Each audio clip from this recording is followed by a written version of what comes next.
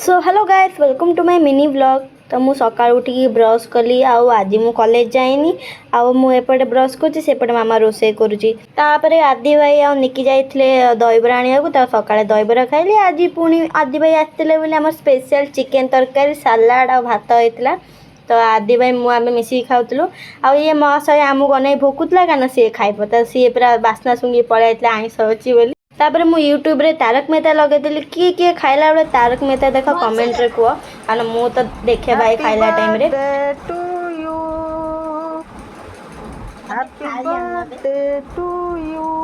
तो मुझे ice cream cake काटुची से मामा मोर बर्थडे सेलिब्रेट कर सारे तापर आदि भाई कहले कि चलो आइसक्रीम केक आनिया कारण आम आइसक्रीम केकटा केबे माने ट्राए करनु तो आम भाडिला आइसक्रीम टा ऑर्डर कर देसु ब्लिंकिट रु तापर समस्ते बसी पड़ते कनसेंट्रेट करी केते बेला कटा हम आम पाटे नबू तो एला भी आमर आसिक बसी पड़ता सबू अनेक बसुँच तापर आम गुल बाहर करी से कागजटा देदेलु सी तार चाटला आम थाली बस काटिलु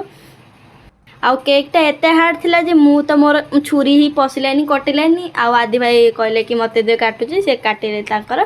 आउ जेते बेले जहाँ किसी अणाब घर को फास्ट तो मुझे झांप मारि कारण मु रही पारिनी मु देखला माने कटा माने मु उठे नहीं आसबि तो ऊपर केक लेयर थिला मझे आइसक्रीमटा तले भी लेयर थिला बढ़िया माने पूरा चॉकलेट पूरा लोडेड थिला बढ़िया लगुला तापर पूरा साइज रे कटा है पूरा 5टा 6टा पीस रे आमर एला अनई मत जल्दी खाया दियो सी पूरा माने अनई माने केमी खाइबी